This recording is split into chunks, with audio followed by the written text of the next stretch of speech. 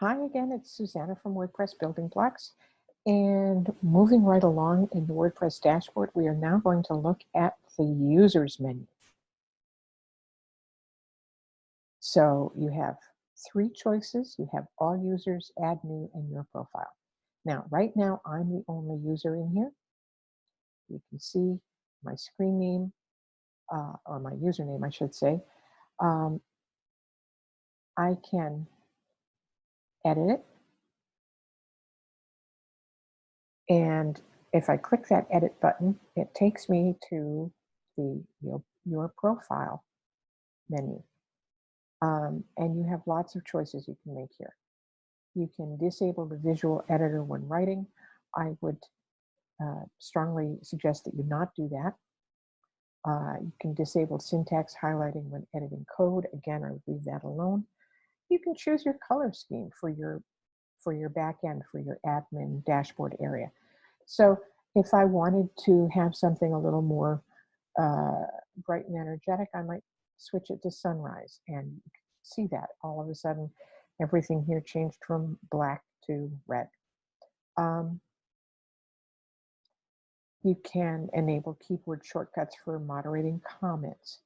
You can show the toolbar when viewing the site. Now, what does that mean? That means when you're logged in and you're visiting the site, that this toolbar up here is visible. If you're not logged in, of course, it won't be.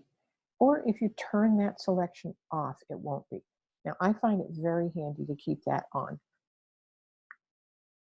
Below that, it shows your username, and that is something that you cannot change.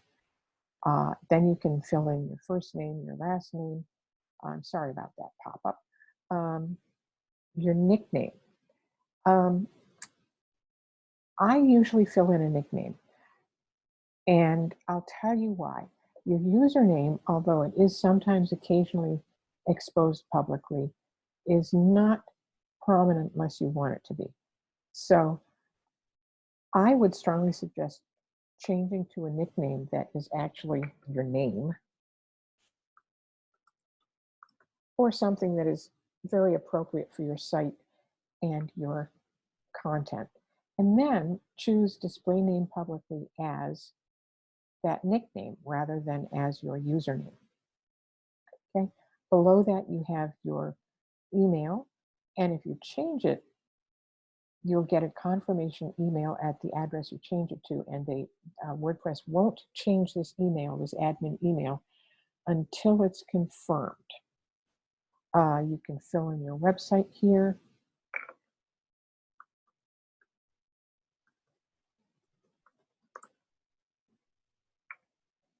And put in some biographical info. The profile picture is pulled from the Gravatar service. So whatever Gravatar image is attached to your email address that you're using, that's the one that'll show up here. If you don't like it, you can go to Gravatar and change it. Here is where you also will change your password if you want to change a password. In order to do that, you click this Generate Password button, and they will suggest a password to you. You don't have to use it. If you don't want to use it, just cross it out and type in whatever you want. And then when you're done, update your profile. Now, I don't want to make any changes, so I'm not going to update the profile. But that is the personal profile and the options that you have for that. Now, you can add a new profile. If you want, say you have a virtual assistant or somebody who's, and I'm going to say yes, leave, because I don't want those changes saved. If you have somebody who's going to be helping you with the site, you can add a profile for them. Now, the username, keep in mind that the username cannot be changed. So give some thought to choosing a username. Everything else, the email, password, all of that can be changed. You can choose whether to send the new user an email with information about their account. And you can also choose their role. Now, the roles include subscriber, contributor, author, editor, and administrator. You are the administrator. You have the ability to make changes to any aspect of the site.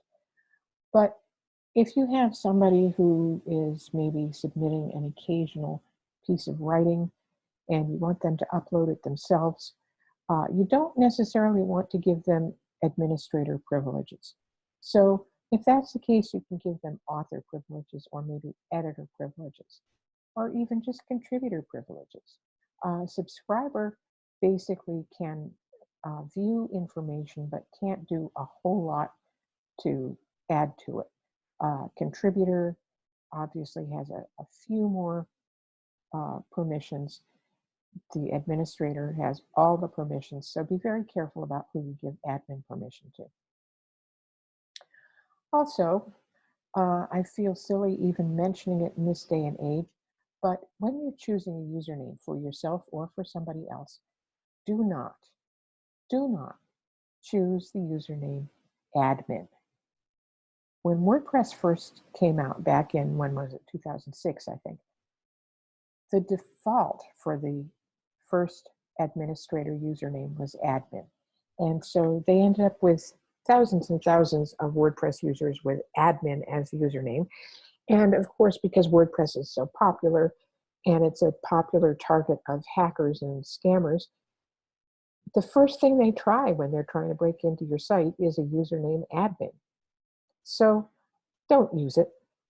And if you have used it, talk to me because I'll show you how you can make it go away, even though you can't actually change the username. So that is the users menu in the WordPress dashboard. Thanks for watching, and we'll talk to you soon.